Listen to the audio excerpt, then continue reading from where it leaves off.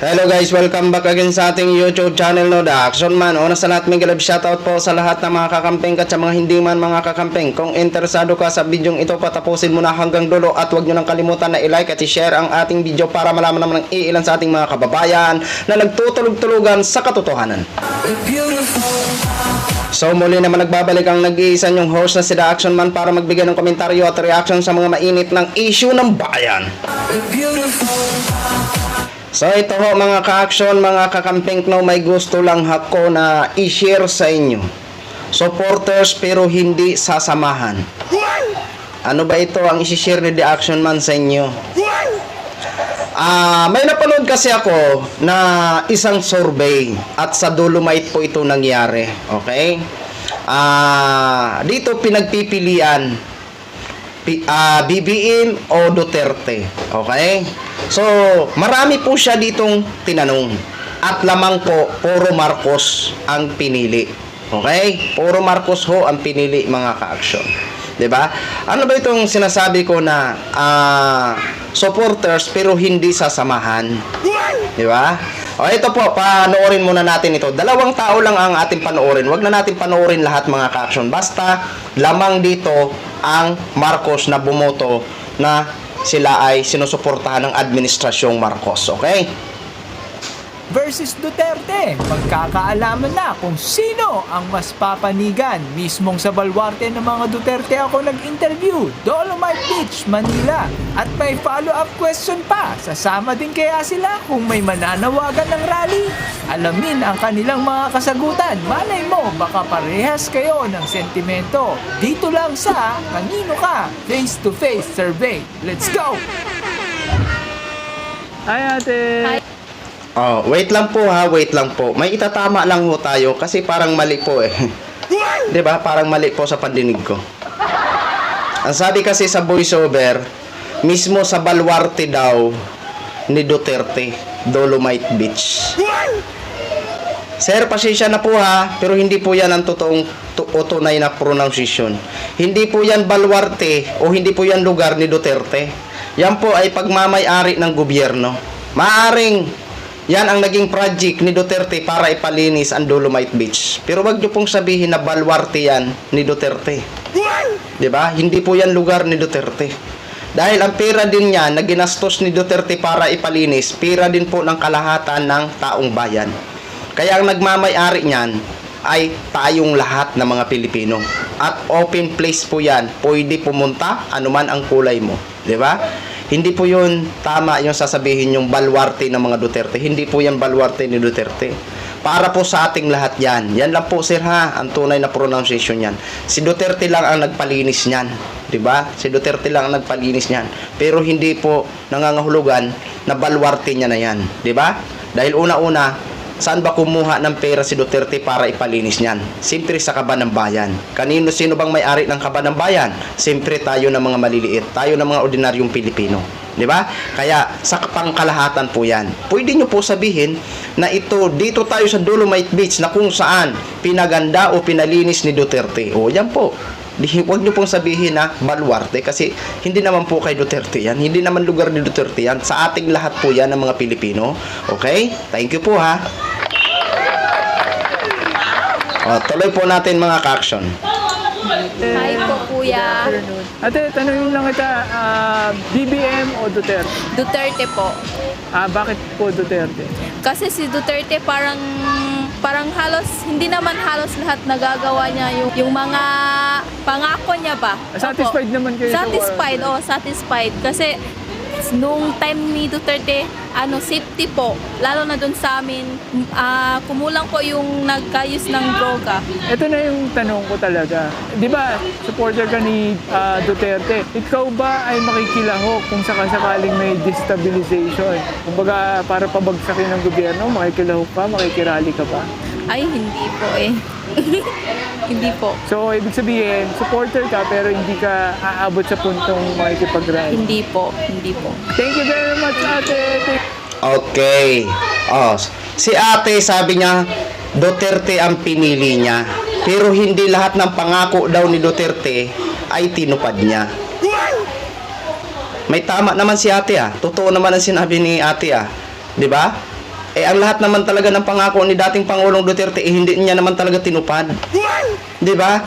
Kaya lang po siya nagiging Duterte kasi ang paniniwala ni ate noong mga panahon ni Duterte ay nalinis ang droga. Yun ang buong akala ni ate. Pero doon sa sinabi niya na hindi lahat natupad ni Duterte, totoo po yun. Di ba? Yung paniniwala naman pagdating sa droga is malinis daw. Yun ang pagkakamali ni ate. Dahil siguro hindi niya pa alam kung ano na ang nangyayari ngayon na investigasyon laban dito kay Duterte. Di ba? Ayan po yan ang masakit. Supporter siya, pero kung halimbawa mag-create ng rally patungong destabilization, hindi po siya sasama, hindi po hahantong nasasamahan niya. Yun po ang masakit dyan, di ba? Supporters ka nga, pero hindi mo sasamahan. So, isa lang po ang nasa mindset ko. Naiintindihan ni ate ang nangyayari ngayon, di ba? At alam ko na may utak si ate, di ba? Kasi kung walang utak si ate, sasamahan niya yan hanggang kung saan-saan magrarally, lalong-lalo na kung destabilization na ang pinag-uusapan. Pero alam ni ate ang nangyayari at naiisip niya ang mga bagay-bagay, bakit ba naman ako sasama dyan sa mga bagay na yan? Ikapapahamak lang ng buhay ko, wala ng patutunguhan na maganda yan. Di ba? Tama po yun. Tuloy po natin ito ang isa. Thank you sa iyong opinion. And shout out. Shout out taga Sambuanga City. Yun let's go! Sir, tanungin lang kita, BBM o Duterte, kanino ka? BBM po, siyempre Ilocano. Proud Ilocano. Okay. Anong gusto mo naman kay BBM sa pamamalakad niya? Kung pumunta ka sa amin sa Ilocos, sir, makikita mo kung gaano kaganda doon. Tapos yung mga pinaggagawa niya doon, sir. Yung bigas nga daw dun, per kaban, walang bumibili ng per kilo dun, Per kaban yung bumibili doon. Ganun ka, dun. Kaprogreso. Kamusta po kuryente dun? Mura, sir. Mura? Marami kaming windmill doon. Magkano bill niyo sa kuryente? Mga kwan lang, 500 ganon, 700. Pero mga ilang gamit niyo sa bahay? Madami, mga washing machine, ganon, rep. Sa bahay namin yung mga bill namin, 700 ganon, sir. Madalas pag may isang rep ka, 1,000 na dito sa Metro Manila. Sa Ilocos, sir, mura. Okay, sir. Ano pangalan niyo, sir? Sam Opeña. Shout out. Shout out sa GF ko dyan sa kwan. Ilocos. I Alright. love you. Kailan kayo babalik doon? Mga 1 week pa lang kami dito, sir. Mag-a-apply pa kasi. Seaman. Opo. Sabi ko na nga. Okay, sir. Ingat. Sige, sir, Enjoy. salamat. So, okay mga ka-action, mga kakamping, yan lang po ang dalawa. Pero marami po siyang gin-interview dyan. I think ang mga Duterte dyan, apat po ang mga Duterte dyan. Pero ang dalawa, both side. Diba? Both side ang dalawa. So, counted na po yun sa dalawa na lang ang nagsabi na supporter sila ni Duterte. Kasi yung dalawa kasi both side. Tapos yung iba pa na mga gimpang interview, puro na yun BBM, puro na yun Marcos administrasyon ang sinasabi nila. Gusto nila ang administrasyong Marcos. Ang dalawa Duterte. Tapos yung dalawa both side, Marcos, Duterte ang kanilang sinusuportahan.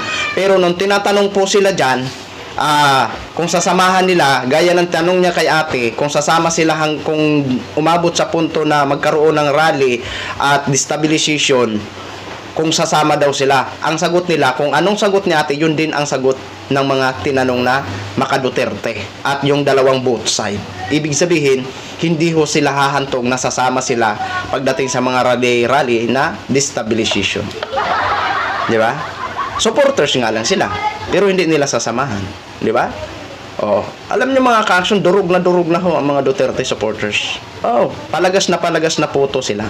Di ba? Darating ang araw ho talaga mauubos. Kunti na lang siguro sa 2028 ang matitira nito.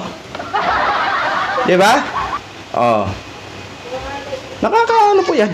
Nakakalungkot sa side ni Duterte kung mapanood po yan. Di ba? Supporters ka nga, pero hindi ka sasama.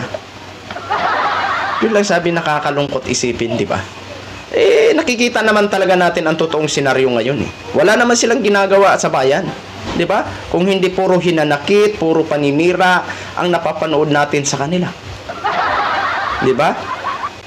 Ang Vice President naman, nagpipretend na okay sila ni Mr. President. Tapos babanatan sa kanyang mga liter-liter. Di ba? Hindi pretending nga si Vice. Di ba? Mas maganda na yung magpakatotoo ka. Huwag mo na sabihin na okay ang relasyon nyo, tapos titirahin mo, babanatan mo sa mga post-post mo. Di ba? Di ba nakakalungkot mga ka-action? So yun lang ho, gin-share ko lang ho sa inyong mga ka-action, mga kakamping, no? Maraming salamat po sa ating mga viewers, Luzon, Visayas at Mindanao all over the world. Ako po ang inyong lingkod, si The Action Man. Have a good day, everyone. Beautiful.